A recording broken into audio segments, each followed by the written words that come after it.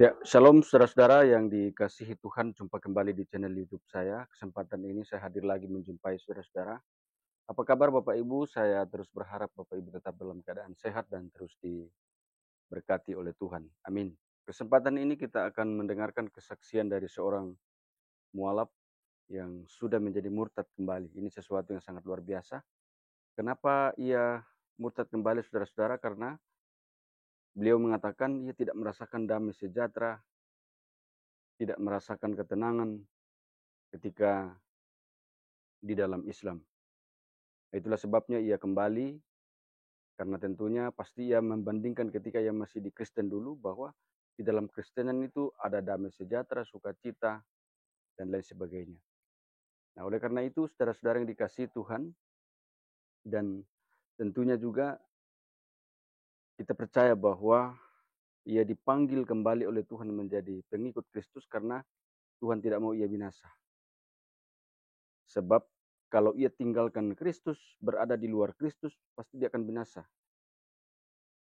Nah, sehingga dengan demikian, kalau Tuhan memanggil berarti Tuhan tidak mau dia binasa. Kita bersyukur kepada Tuhan, saudara-saudara yang dikasihi Tuhan, bahwa ibu kekasih ini boleh dipanggil Tuhan kembali untuk menjadi pengikut Kristus. Karena memang ya iman kita, iman Kristen mempercayai bahwa keselamatan itu hanya ada di dalam Yesus Kristus. Di luar Yesus itu hanya kebinasaan, tidak pernah ada keselamatan. Tidak pernah ada jaminan keselamatan.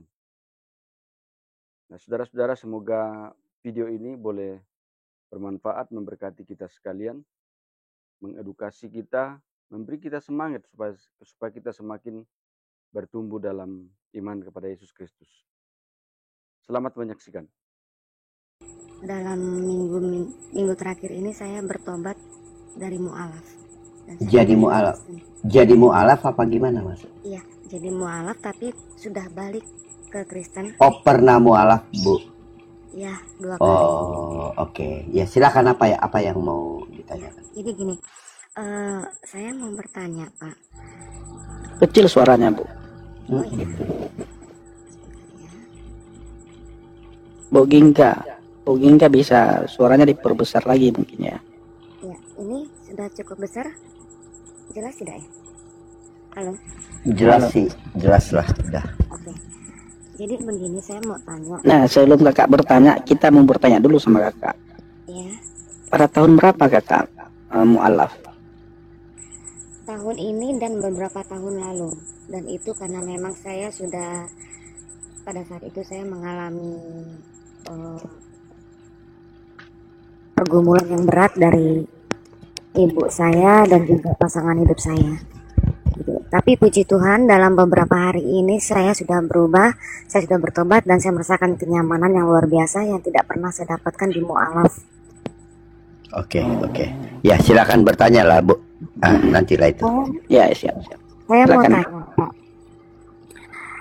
kalau dalam pernikahan Kristen, posisi saya ini apakah masih sebagai istrinya suami saya? Apakah saya masih sah dalam suami istri? Atau bagaimana Pak? Karena dalam pernikahan yang sama ini, saya pernah mualaf 2 kali dalam pernikahan. Dan puji Tuhannya banget itu suami saya nggak pernah lari. Dia masih setia menunggu saya gitu. Sebentar ya bu. Kami kan tidak tahu kondisinya bu. Jadi kami tidak akan bisa menjawab sementara ibu tidak menceritakan kondisi pernikahan ibu sebelumnya, lalu setelah ibu mualaf, lalu bagaimana. Jadi kami tidak tahu harus menjawab yang mana gitu maksud saya. Gini, pertama kali ibu menikah atau suami ibu pada sampai hari ini apakah Kristen? Masih tetap Kristen. Itu suami pertama ibu kah? Terakhir. Yang pertama ibu menikah di Kristen? Iya, menikah di Kristen, tapi dia pergi. Kemudian saya menikah dengan yang ini. Kalau yang Kristen ini 2 kali. 2 kali menikah maksudnya? Iya, kalau yang di Kristen. Oh, 2 kali menikah. Jadi saya menikah pertama itu Kristen ya, orang Ya. juga. Nah, terus yang kedua, yang terakhir ini, tapi di dalam pernikahan saya yang kedua, saya 2 kali mualaf. Dan dia tidak pernah lari dari Kristen. Kekristenan. Iya, dia masih tetap menunggu dan dia juga masih setia dalam Kristen. Tapi ibu sempat meninggalkannya. Iya, di dalam pernikahan yang Tetapi tidak menikah dengan yang lain. menikah dengan mualaf ini. Oh. Jadi ibu menikah dengan orang lain lagi, tetapi sekarang ibu kembali kepada suami yang sebelumnya. Iya, Ya, dengan oke. suami yang Jadi yang mualaf itu ibu sudah tinggalkan seperti itu. puji Tuhan sekarang sudah yakin banget saya nggak akan kembali lagi mualaf. Saya mau Oke. setia dengan Yesus. Ya, ya. Sekarang mungkin saya persilakan ya Pak Cipto, mungkin bisa menjelaskan tentang pernikahan ini, Pak. Silakan, Pak. Ya, shalom Kak Gingga, Tuhan Yesus saya Kak Gingga. Titik tekan pertanyaan Kak Gingga dulu, hal teknisnya dulu apa yang ditanyakan? Apakah pernikahannya perlu apa yang mau ditanyakan? Titik tekannya dulu apa Kak Gingga? Yang saya ingin tanyakan, apakah saya masih sah dalam pernikahan saya dengan suami saya yang sekarang ini, yang terakhir? Oke, Apakah saya memang sudah bukan suami istri lagi? Karena saya mengingat saya 2 kali mualaf meninggalkan Yesus pada saat itu. ya kita jawab 2 hal ya. Pertama secara kedua rohani, nanti yang pertama adalah terkait dengan teknis dan dengan hukum sipil negara. Kalau tentang sah tidak ya tentu Anda harus diikuti dengan perceraian yang sah dulu dengan yang katanya tadi. Berarti mohon maaf Anda menikah dengan sempat dengan 3 pria begitu ya. Yang pertama sekali Empat, Pak. Oh, 4. Iya. Tapi ini yang disebut pria yang sekarang Kristen itu yang setia menunggu itu adalah pernikahan yang terakhir begitu ya, yang Iya. Iya, yang Kristen ya. berarti kalau gitu yang ketiga itu yang dengan orang lain ya, dan itu secara negara apakah sudah sah bercerai? Itu dulu kalau diartikan sah kan harus Tidak ada yang secara sipil semua pernikahan saya, Pak. yang pada saat dengan yang di luar kekristenan begitu ya. Baik yang Kristen pun. Hmm? Jadi hanya secara gereja, kalau yang pertama secara gereja tidak sipil. Nah, yang kedua yang terakhir ini juga tidak sipil, dan yang mualaf pun hanya sirih. Ya, oke, satu-satu kalau gitu. Jadi kalau di gereja tidak mungkin tidak sipil. Saya tidak berbicara mungkin ada 1-2 praktek yang tidak sesuai ya. Tapi kalau negara, kalau di gereja harus sipil juga, selain diberkati oleh di depan pester tadi. Itu harus. Jadi kita melihat satu-satu dulu. Karena itu ya di atas ya. Sekarang yang hal rohani ya. Ya di atas ya, tidak di atas tidak. Namun nanti tidak, agar jangan masuk ke lubang kiri, kita juga jangan masuk ke lubang kanan. Ya, pertama dulu, Pastor, saya tidak bicara case Anda secara spesifik, tapi secara umum keseluruhan ya. Pastor, saya menikah dengan yang tidak satu iman, itu tadi. Ada dalil tegas untuk itu. Karena kalau dengan tidak satu iman, berarti menyembah Allah yang berbeda. Itu tidak diperkenan. Karena itu dikatakan, jangan menjadi dengan yang tidak sepadan. Jangan jadi pasangan dengan yang tidak percaya. 2 Korintus 6 ayat 14 mengatakan itu. Nah ini kalau yang bagi yang belum ya. Terus kalau berikutnya, jadi saya tidak berbicara khusus pertanyaan Anda, tapi satu-satu karena sering ini urutan kita paham. Pastor, kalau ada case misalnya saya sudah terlanjur menikah dengan yang tidak seiman, maka bagaimana? Maka seharusnya tidak boleh diceraikan. Tetapi itu 1 Korintus 7 ayat 12 mengatakan itu. Jangan diceraikan, yang tidak seiman artinya yang tidak Kristen tuh ya. Namun kita harus menangkan dia itu. Nah, berarti kalau misalkan ada orang yang sudah melakukan 2 kali kesalahan itu, pertama tidak seiman. Lalu kemudian berikutnya dengan yang tidak seiman dia juga ceraikan. Berarti ya 2 kali dosanya. Iya harus di atas iya, tidak di atas tidak. Lalu kalau ada pernikahan sebelumnya dengan Kristen pula, pria Kristen, tetapi lalu bercerai, ya berarti 3 kali pelanggaran. bercerai yang pertama, atau yang keempat-empatnya itu bercerai. Yang keempat ini mungkin tadi tidak ya, tapi 3 kali bercerai, berarti 3 kali. Lalu kemudian menikah dengan yang tidak seiman, itu hal keempat kali. Jadi iya harus di atas iya, tidak di atas tidak. Nah kemudian kalau sudah terlanjur bagaimana? Apakah berarti saya harus nepok-nepok kepala, merasa menyesal lalu nangis-nangis, ataukah berarti saya jauh dari Tuhan, berarti saya menjauh? Tidak begitu, jangan masuk lubang kiri, yaitu kalau sudah berdosa menjauh. Itu menjadi tipu daya iblis. Dikatakan merah seperti kirmisi dosamu, menjadi putih seperti salju. Itu kalau kita ke kiri. Jangan, tapi kalau sudah dikasih tahu merah seperti kirmisi, nanti mereka yang mendengar kita ini yang belum melakukan lalu tertarik untuk melakukan. Bukankah nanti ada dalil merah seperti kirmisi dosamu akan menjadi putih seperti salju? Ayo kita lakukan yuk. Maka jangan masuk lubang kanan, ambillah jalan yang lurus. Jangan lubang kiri, lubang kanan. Karena kalau kita melakukan hal itu tadi, bercerai, apalagi 3 kali atau 4 kali, 1 kali pun, dikatakan dalam Maleakhi 2, Allah membenci. Satu-satunya yang dibenci Allah adalah perceraian. Sebab itu jika kita sudah diberitahu merah seperti kirmisi akan menjadi putih seperti salju, jangan disengajakan untuk melakukan perceraian atau pernikahan yang tidak seiman. Karena nanti berlaku Wahyu 3 ayat 19, yaitu apa? Barang siapa ku kasihi, dia ku tegur dan ku hajar. Ditegur dan dihajarnya bukan di surga, kalau bagi mereka yang sudah percaya Tuhan Yesus penuh hati. Tetapi ditegur dan dihajar itu di bumi. Bisa berbagai dampak, case by case itu. Bisa anaknya, bisa dirinya sendiri, kesehatannya, berbagai bentuk. Karena itu jangan masuk lubang kiri, jangan masuk lubang kanan. Jangan, kalau sudah terlanjur berdosa, jangan menjauh dari Tuhan. Karena dari Yesaya 1 ayat 19, merah seperti kirmisi dosamu akan jadi putih seperti salju. Jangan lalu kita menyesal tapi lalu kemudian menjauh, ibaratnya jedokin kepala ke tembok lalu menjauh. Jangan, jadi tipuannya iblis untuk semakin kita menjauh. Jangan masuk lubang kiri, tapi juga jangan masuk lubang kanan. Yaitu lubang kanan itu satunya itu tadi, merasa bisa diampuni, ya sudahlah kalau gitu saya sengajakan diri. Maka itu terjadi nanti ada konsekuensi di bumi, bukan di surga tapi di bumi. Itu Wahyu 3 ayat 19. Nah sekarang bagaimana dengan yang pernikahan saya, Pastor? Karena tadi dikatakan belum ada satupun. Dan sekarang kan sudah kembali dengan pria yang tadi dikatakan 4 kali ya. Pokoknya sekarang ini dengan pria yang Kristen itu tadi kan. Maka berarti kan belum di hadapan dari pastor, di hadapan gereja, disertai juga dengan sipil.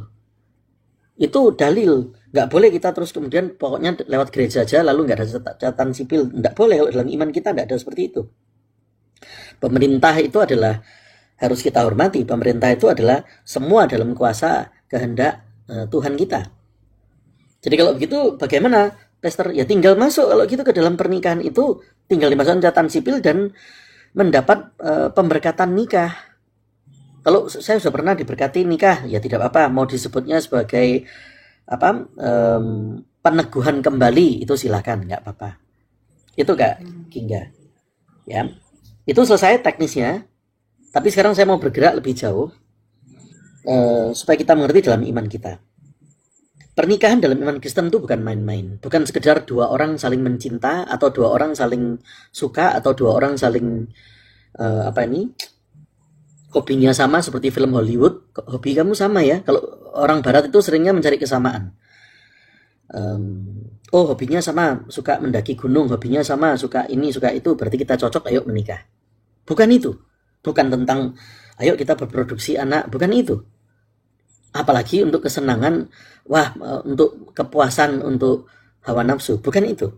Pernikahan itu dalam iman Kristen itu adalah institusi tertinggi yang menjadi manifestasi dari rancangan Elohim, rancangan Allah kepada kita. Karena itulah dikatakan apa yang disatukan Allah tidak boleh diceraikan manusia. Matius 19 ayat 6 mengatakan itu. Iblis itu paling suka menyerang orang Kristen lewat keutuhan keluarga. Tapi iblis bisa berbuat apa? Kalau kita mengerti bahwa keutuhan keluarga, pernikahan itu adalah media atau alat untuk memanifestasikan rancangan Elohim, rancangan Allah kepada kita. Sebab itu Maleakhi 2 ayat 16 mengatakan Allah membenci perceraian. Matius 19 ayat 6 dikatakan yang disatukan Allah tidak boleh diceraikan manusia. Jadi bukan masalah saling sekedar cinta mencinta, ayo hobi sama atau ayo berproduksi anak, bukan itu. Bereproduksi bukan. Tetapi adanya kita memberikan diri di hadapan Allah untuk bersedia dijadikan curahan rancangannya. Itu tadi. Kita berjalan dalam koridornya dia. Karena itu dalam iman Kristen tidak ada wanita itu dianggap seperempat dari pria atau kebalikannya pria seperempat dari wanita, tidak pernah ada. Jadi satu pria boleh dengan 4 wanita atau berapapun itu, tidak ada. Dikatakan keduanya menjadi satu daging. Kejadian 2 ayat 24 mengatakan itu. Orang yang belajar jimat-jimat itu mengerti. Kalau orang yang nakal gitu ya, entah pria entah wanita, banyak menggunakan jimat-jimat.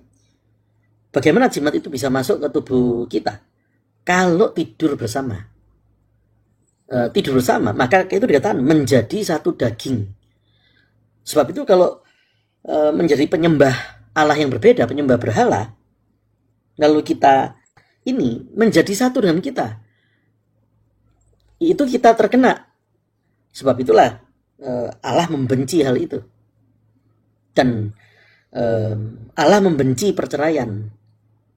Hosea, satu kitab Hosea itu bercerita tentang seorang pria yang ditugaskan oleh Allah, yaitu Hosea itu menjadi nabi, diminta untuk mengawini perempuan yang suka berselingkuh. Itu cerita di dalam kitab Hosea. Tetapi Hosea diajarkan untuk tidak boleh menceraikan wanita itu. Bahkan sampai punya anak, lalu wanita itu meninggalkan Hosea berkali-kali. Tapi Hosea mau taat kepada Elohim. Dia tidak mau meninggalkan. Itu menggambarkan apa? Bahwa Allah tidak meninggalkan umatnya. Meskipun umatnya itu sering punya selingkuhan, yaitu berhala yang punya berhala, punya sesembahan yang lain. Suka berselingkuh dari Elohim, berselingkuh dari Allah. Menyembah Allah yang nusul jadi batu atau jadi buku, misalnya, jadi benda-benda mati. Waktu saya katakan nusul jadi buku atau batu, tidak berbicara agama tertentu.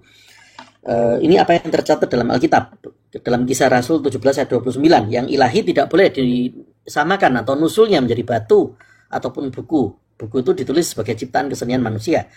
Itu dalilnya tegas di Kisah Para Rasul 17 ayat 29. Jadi ini juga untuk semua kita yang mendengar.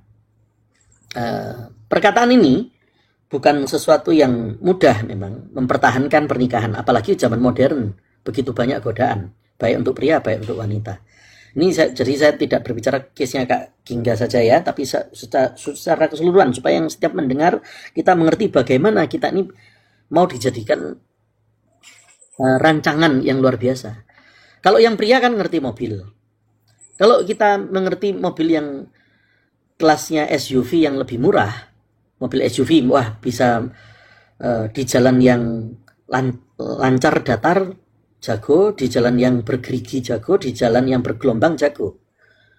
Berarti pasti SUV mobil itu nilainya lebih mahal. Itu dia menjadi alat, menjadi media untuk kita mengarungi perjalanan.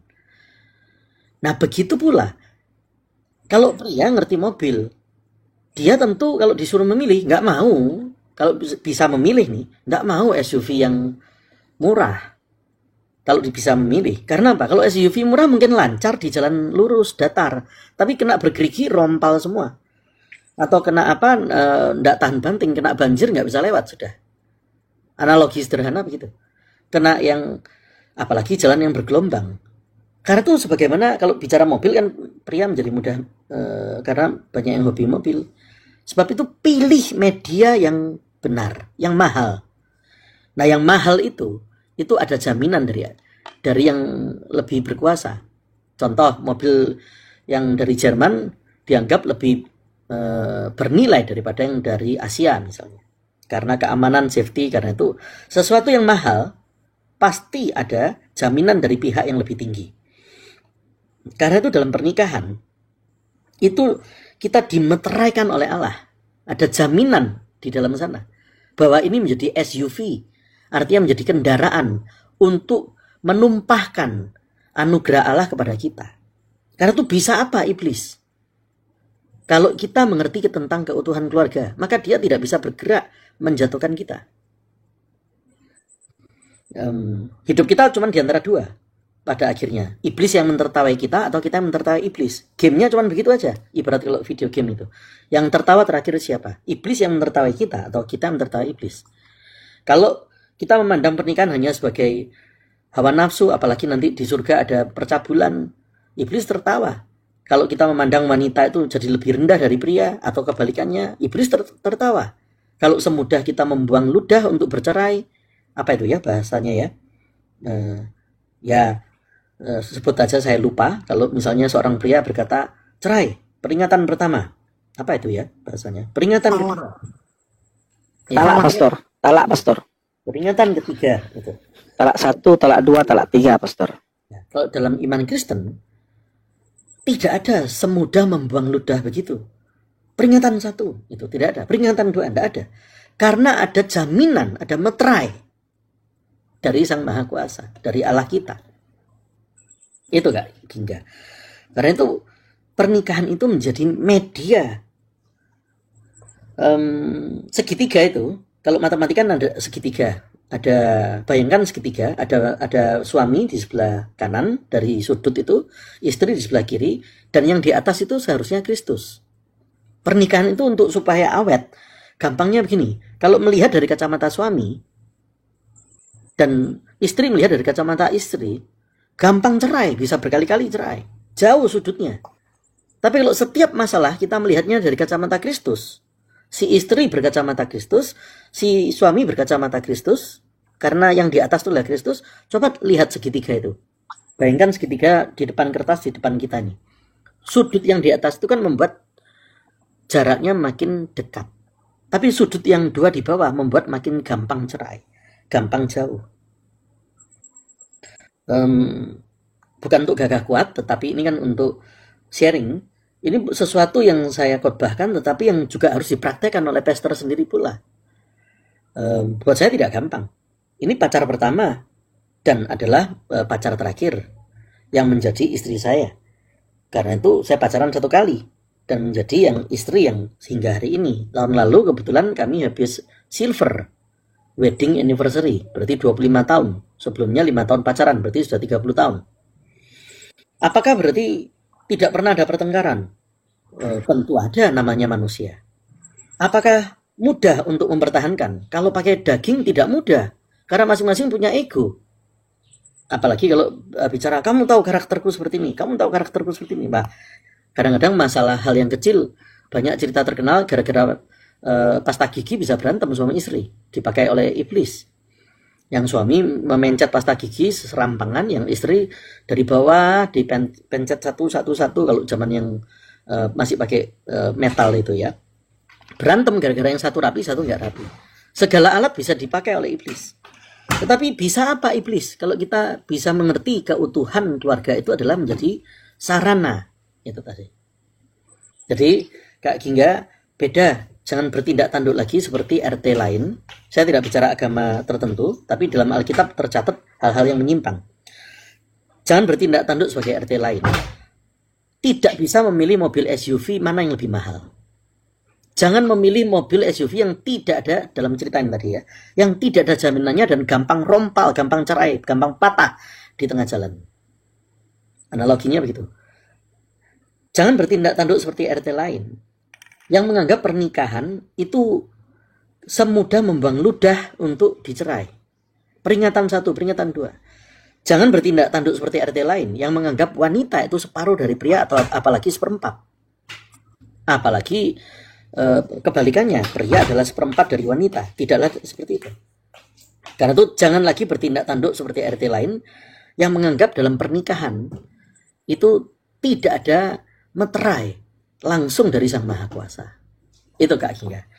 Nah sekarang kalau teknisnya untuk praktikal Kak Gingga tadi, karena belum catatan sipil ya segera ke catatan sipil dengan yang tadi yang setia tadi, pria Kristen tadi itu. Mohon maaf ya jika dikatakan dalam hal ini dia menjadi Hosea itu, dia mau menanti itu. Tapi itu kan betul indah. Kak Gingga sekarang dilawat Tuhan dan mengerti bagaimana yang benar. Ya, karena itu kembali kepada dia, masuk dalam catatan sipil, lalu teguhkan dalam pernikahan di hadapan gereja. Itu. Demikian Kak Gingga, semoga tidak kita lagi ada yang bertindak tanduk lagi seperti RT lain. Demikian Kak Gingga. Kemudian Pak, saya masih mau tanya, selayaknya saya boleh tidak satu atap dengan beliau? Ataukah saya memang harus terpisah tinggalnya? Beliau itu siapa? Yang pria Kristen tadi maksudnya? Iya, iya. Oh, ya, otomatis boleh dong satu atap kalau setelah menikah tentu. Setelah catatan sipil dan dalam arti satu atap itu kan hidup sebagai suami istri begitu kan untuknya. Ya tentu boleh dong. Setelah ya itu. Setelah masuk dalam catatan sipil dan kemudian masuk dalam pemberkatan di gereja, semudah itu Kak Gingga. Ya. Oh, berarti saya harus meneguhkan pernikahan kami lagi, Pak? Tentu, karena tadi 4 kali pernikahan, maaf tadi kan disebut 4 ya, kan yang 2 non Kristen ya, yang 2 lagi Kristen. Iya, 2 dan 3 itu di dalam pernikahan saya yang sekarang ini. Iya, 2 dan 3. Iya. Kok tadi dikatakan 4 pria? Yang pertama. Iya, dia pergi. Yang pertama itu yang sama-sama orang Batak, tapi dia pergi. Kristen secara, iya, Kristen juga. Yang kedua bukan Kristen. Yang kedua ini juga Kristen. Tapi di dalam pernikahan yang kedua inilah yang terjadinya mualaf 2 kali. Itu kan Kak Gingganya. Tetapi suami yang kedua adalah Kristen. Tidak. Ya. Hosea dia, setia dia. Ya. Yang ketiga yang non Kristen tadi itu ya. Iya. Lalu ada lagi pria yang keempat, nggak ada kan? Tidak. Oh, berarti 3 kali ya. 3 pria maksud saya. Tetapi ini seolah dari kacamata Kak Gingga pernikahan keempat seolah begitu untuknya. Maaf Pak, bukan 3 pria, 4. 4 jadi pria? Jadi yang mualaf ini ada berbeda. Oh, ada 2 orang. Oke. Ya, oke. Karena itu sekarang kalau tadi sudah dikatakan itu memang dosa ya, dosanya berarti 5 kali. Tetapi jangan terus kemudian menjauh dari Allah kita. Ya, Kak Gingga sudah memakai yang benar, yaitu menuju kepada jalan yang lurus, menuju kepada sang hidup dan sang kebenaran Tuhan Yesus itu. Nah, tetapi jangan terus kemudian disengajakan lagi di kemudian harinya, karena pasti ada konsekuensi. Dalam hal ini Kak Gingga juga akan mengalami konsekuensi atas 4 kali itu. Tetapi itulah ditegur dan dihajarnya di bumi. Namun kita tegakkan, karena kalau tidak kembali jauh lebih berat, maka terhilang selamanya. Itu Kak Gingga. Ya. Jadi apakah perlu diberkati? Sangat perlu. Apakah catatan sipil? Iya, harus. Kemudian apakah boleh serumah? Ya boleh dong. Tidak ada masalah serumah. Maaf Pak, itu kalau boleh serumah itu kan jika setelah pemberkatan. Artinya sekarang ini saya tidak boleh ya? Sekarang ya kan belum menikah secara resminya. Kalau satu rumah itu dalam arti bukan berhubungan sebagai suami istri begitu kan ya, seharusnya tidak masalah. Sempat ada pertanyaan tadi dibuat juga apa yang terjadi dengan suami pertama, saya juga belum dapat ceritanya. Tadi katanya meninggalkan itu apakah beliau yang meminta bercerai? Beliau. Ya. Beliau pergi mengantarkan saya ke rumah orang tua saya tanpa saya minta, dan sampai detik ini belum kelihatan. Dan yang saya dengar pun beliau sendiri juga sudah menikah juga. Ya, oke. Karena itulah ini tentu bukan dicela ya, tetapi kita harus mengerti apa yang dalam firman. Sekarang teknisnya di luar pertanyaan Kak Gingga sering ada pertanyaan, kalau pasangan saya minta cerai maka bagaimana? Maka itu kan masuk pengadilan. Kalau sudah dalam catatan sipil ya, dalam ini masuk pengadilan, jangan mau sampai menandatangani karena itu melawan Allah. Maleakhi 2. Kalau mau dibenci Allah ya lakukan perceraian. Itu Maleakhi 2 ayat 16 mengatakan itu. Rumus untuk dibenci Allah ya itu tadi. Karena itu dikatakan Allah membenci perceraian. Nah, jadi jangan tanda tangan. Biasanya hakim itu nanti kan akan mengadakan mediasi. Nah, usahakan sebisa mungkin untuk mediasi. Ini untuk pendengar yang lain jika ada pertanyaan seperti itu ya. Upayakan mediasi. Tetapi kalau sampai mediasi itu gagal lalu sampai terakhir tetap jangan tanda tangan untuk perceraian. Tetapi kalau hakim yang mengetok palu lalu bercerai, ya sudah, berarti bukan kamu yang minta cerai. Maka di hadapan Sang Elohim, bukan kamu yang mengadakan perceraian, tidak berdosa itu tadi. Si pasangan itu yang dia berdosa. Karena itu Maleakhi 2, siapa meminta cerai atau Allah sangat membenci perceraian itu. Nah, jadi Kak Gingga itu silakan segera menuju kepada gereja yang di mana Anda beribadah, segera untuk diberkati dan untuk dalam catatan sipil. Ya. Kalau enggak catatan sipil enggak diberkati itu enggak ada meterai nanti Kak Gingga. Demikian. Ya, saya paham. Terima kasih banyak Bapak penjelasannya. Ya, Tuhan Yesus sayang Kak Gingga. Yang dipegang benar-benar bahwa itu adalah media bagi kita itu. Mungkin kalau wanita mengertinya tas gitu kan ya. Kalau tas yang lebih murah mungkin lebih kalah awet. Tas yang lebih mahal jauh lebih awet. Apalagi yang ada jaminan dari pihak yang lebih tinggi. Analogi sederhana saja seperti itu. Pilih media yang benar ada jaminan dari yang paling atas. Itulah namanya pernikahan dalam iman Kristen. Satu pria, satu wanita di hadapan Allah disatukan. Apa yang disatukan tidak boleh diceraikan. Ada meterai, ada rencana, ada manifestasi di sana untuk Yeremia 29 ayat 11. Rancanganku kepadamu adalah damai sejahtera, hari depan penuh pengharapan. Demikian Gingga. Iya Pak, saya paham. Terima kasih banyak Pak. Ya, Tuhan Yesus sayang Kak Gingga. Amin.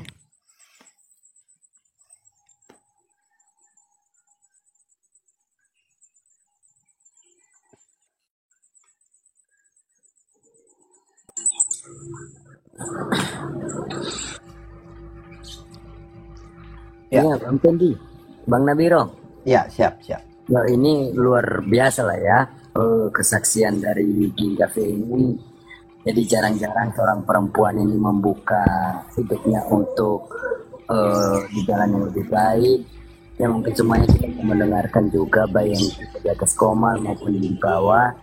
Ya saya tadi sempat menjawab pertanyaan di bawah yang namanya permasalahan pribadi seseorang itu banyak.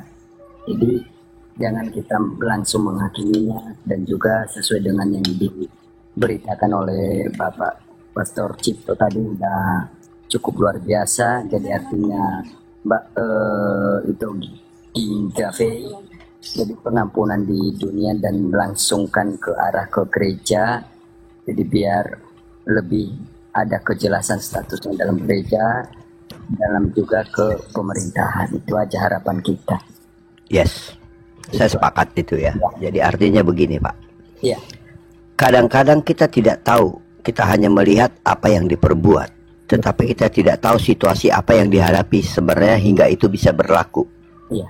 Hingga terjadi. Kadang-kadang itu yang kita sebut menghakimi tanpa mengerti dulu permasalahannya sebenarnya. Saya bukan membela, saya tidak pernah tahu masalah Kak Gingga ini bagaimana. Betul. Ya, artinya gini, marilah kita bijak menanggapi atau melihat gitu ya, apa yang dialami saudara kita ataupun orang lain itu dari segi ya sudah, kalau ketika dia mau berubah ya saya rasa itu puji Tuhan dan kita harus menguatkannya untuk tidak diulangi lagi. Itu yang perlu kita tekankan. Ya, betul Bang. Ya. Kalau sampai pun kafe ini mungkin ya sampai seperti itu, boleh kita katakan jatuh bangun gitu ya. Kita tidak tahu permasalahan apa yang dia alami hingga jatuh ke dalam tempat itu. Nah, kita tidak tahu, Pak. Ya. Gitu. Nah, kita pun sebenarnya tidak perlu tahu. Maksudnya ini kita menjelaskan saja kepada teman-teman untuk supaya kita tidak saling menghakimi, begitu Pak ya? Udah saya sampaikan juga di bawah tadi, janganlah. Iya. Iya. Permasalahan pribadi orang itu kan lain-lain gitu loh. Ya, jadi itu biarlah kita bijaksana dan kita bisa memberikan hati yang jangan asal inilah gitu, asal menghakimi, memberi penilaian sama orang ya. Iya. Gitu. Itu aja sih. Ya, udah. Itu aja Mbak Fei, didatangin keluarga kedua belah pihak. Jadi kalau memang kesalahan dari Mbak Fei mau pengampunan dari pihak keluarga semuanya, baru ke arah ke gereja dan langsung ke catatan sipil. Itu aja sih harapan kita. Tuhan Yesus memberkati. Baik Pak. Terima kasih banyak, Tuhan berkati ya. Iya, iya Kak P. Saya pamit turun ya Pak. Siap Kak P. Terima kasih banyak ya. Tetap kuat dan berdoa Kak P ya. Tetapi dari saya ya khususnya ya. Dari saya khususnya saya rasa gini Kak P.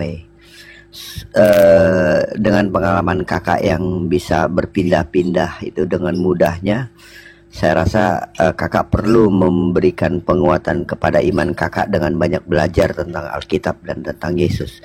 Yang kedua, mendekatkan diri dan menjaga hati untuk tetap bisa berhubungan dekat dengan Tuhan dengan cara mungkin memulailah dengan berdoa atau memulai untuk mengikuti kebaktian dan berkumpul dengan saudara seiman. Saya rasa itu yang bisa lebih baik lagi untuk bisa menguatkan imannya Kak P. Gitu Kak P dari saya ya. Siap Pak. Ya, dari saya juga Kak P, berbanyaklah berdoa, hal dunia lupakanlah lagi. Siap. Dekatkanlah diri kepada Tuhan. Itu aja. Ya. Dari saya. Nanti bisa konsultasi kepada pendeta yang terdekat lah untuk tempat kakak bernaung itu. Saya rasa itu akan jauh lebih enak, lebih baik gitu. Jadi makin banyak bisa konsultasi sama mereka, bertanya saja apa yang harus saya lakukan, saya harus bagaimana. Mungkin itu nanti bisa diarahkan sama pendeta setempat tempat kakak bernaung gitu Kak P. Iya Pak.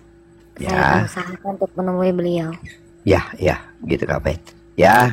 Oke Kak P. Tuhan berkati ya. God bless ya. Topang dengan doa ya Pak. Iya kita tetap berdoa. Kakak jangan lupa berdoa terus. Tuhan Yesus memberkati.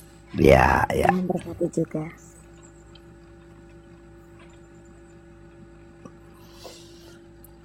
Oke, Bang Pendi. Tertidur Bang Pendi. Enggak. Saya ini dengar penjelasan Pastor Cipto, dengar juga apa yang dialami oleh Kak V barusan ya. Ya.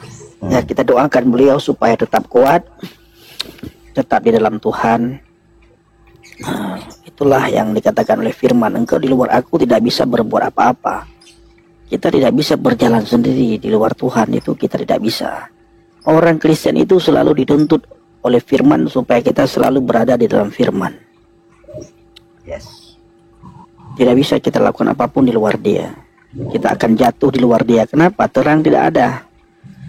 Tidak ada yang mengatur langkah kita, tidak ada yang mengatur apa yang harus kita lakukan sehingga kita mengambil jalan pintas sendiri. Ya, kita sangat sayangkan, tapi itu sudah terjadi. Kita doakan sama-sama Kak V supaya kuat dan tambah kuat, tambah semangat di dalam Tuhan. Apalagi yang disampaikan, ini sudah jam 2. Ya. Ini Putri masih ada di bawah. Naik Putri. Iya, padahal saya sudah siap dengan dalil-dalil ini dengan ayat-ayat nih sebenarnya. Cuman ya kan Allah nasi gua, aku tunjukin nasi sama orang. Aku minta sama Kak Pak, masih ada Pak Roring kirim dulu nasi bungkus Pak Roring. Pak Roring kirim nasi bungkus. Saya udah siapin dalil sebenarnya ini. Aku ke nasi lain. Tahunya orang dirimu tunjukin nasi. Enak kali nasi goreng ikan iga bakar. Nasi goreng. Wah. Pak Roring tolong nasi goreng Pak Roring. Iya, ini iga bakar tadi, nasi goreng iga bakar. Nasi goreng kecombrang katanya. Lapar saya Lapar, betul Bang nasi. Lapar itu. Nah, nyoba itu Bang Pendi. Selamat pagi. Salam Kak Saskia.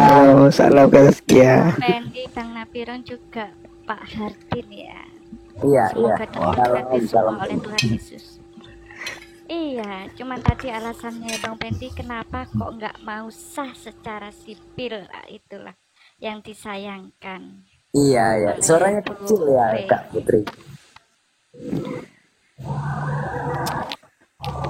Kita doakan beliau Kak Saskia ya, Kak Putri ya, doakan supaya nah Kak Putri kita minta tolong juga sebagai pendoa syafaat di tempat kita, bawa orang-orang yang kita layani dalam doa.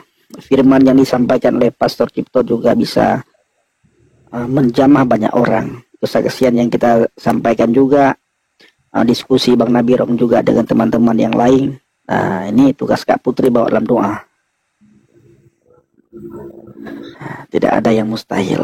Semakin banyak orang dikuatkan, semakin banyak orang yang mengenal Tuhan, semakin banyak orang yang datang kepada Tuhan, semakin banyak orang yang datang dalam kebenaran. Amin. Memang benar tidak ada yang mustahil bagi Tuhan kalau kita kembali ke ya, semoga semua yang kembali menjadi jalan yang lurus, tidak bengkok, dan terberkati, diselamatkan sampai hari akhir, Bang Fendi. Amin.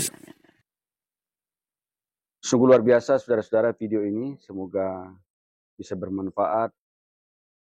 Semoga banyak pelajaran-pelajaran rohani yang bisa kita petik di sana sehingga akan membuat kita juga semakin semangat mengiring Tuhan hidup di tengah-tengah dunia ini. Kita akan semakin memiliki keyakinan bahwa Yesus Kristus adalah Tuhan dan Juru Selamat. Dialah satu-satunya Tuhan dan Juru Selamat. Sehingga tidak ada apapun yang akan mempengaruhi iman kita, akan menggoyahkan kita. Tidak ada apapun yang akan memisahkan kita dari kasih Kristus. Jangan lupa untuk terus mendukung channel ini dengan cara like, subscribe, dan share supaya saudara terus akan mendapat notifikasi video-video terbaru dari saya. Tuhan Yesus memberkati saudara-saudara sekalian.